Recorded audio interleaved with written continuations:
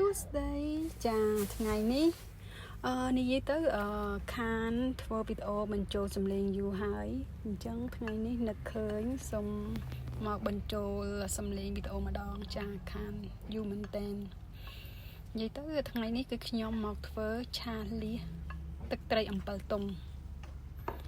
ចាជាលើកដំបូងហើយរដងខ្ញុំតែងតែ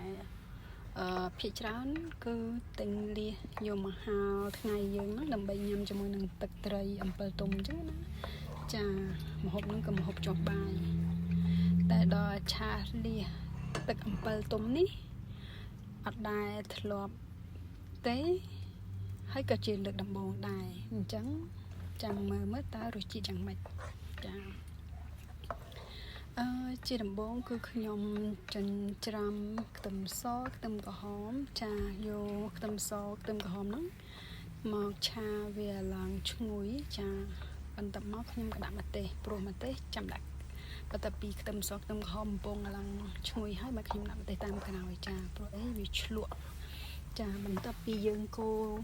ខ្ទឹមសខ្ទឹមក្រហមហើយនឹងម្ទេសចូលគ្នាឲ្យឡើងឈ្ងុយហើយចាខ្ញុំក៏ចាប់ផ្ដើមដាក់ស្ករត្នោតចាហើយបន្ទាប់ពីដាក់ស្ករត្នោតហើយខ្ញុំក៏ចាប់ផ្ដើមដាក់គ្រឿងចូលដូចជាម្សៅស៊ុបមាន់ទឹកត្រីទឹកប្រេងខ្យងហើយនឹងទឹកអំពិលទុំចាហើយបន្ទាប់មកដាក់គ្រឿងអស់នឹងចូលគ្នាហើយយើងឆាវាឲ្យសព្វណាចាហើយយើងចាប់តាមភ្លក់តើរសជាតិបែបណាដែលបងប្អូនចូលចិត្តចាបើចំពោះខ្ញុំរសជាតិរៀងដិតចាអញ្ចឹងដល់ពេលខ្ញុំភ្លក់ទៅវារៀងស្ទើរចាបន្ទាប់មកខ្ញុំក៏ថែមទឹកត្រីបន្តិចហើយនឹងទឹកប្រេងខ្យងបន្តិចចា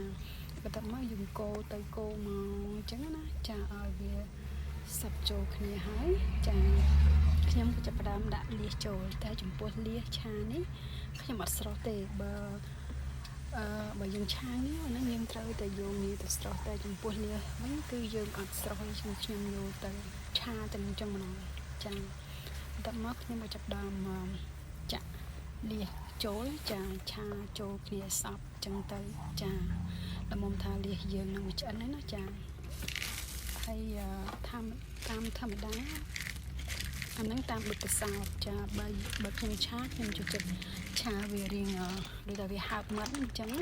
វាស្រួលព្រោះកូនខ្ញុំងាយស្រួលនឹងបកញ៉ាំអញ្ចឹងណាគេស្រួលយកញ៉ាំហើយដល់ពេលទៅក៏ពេលឆាវាឲ្យសព្វចូលគ្រឿងហើយនឹងរសជាតិដែលយើងចង់បានហើយចុងបញ្ចប់គឺខ្ញុំដាក់ជីនឹងវងចូលចា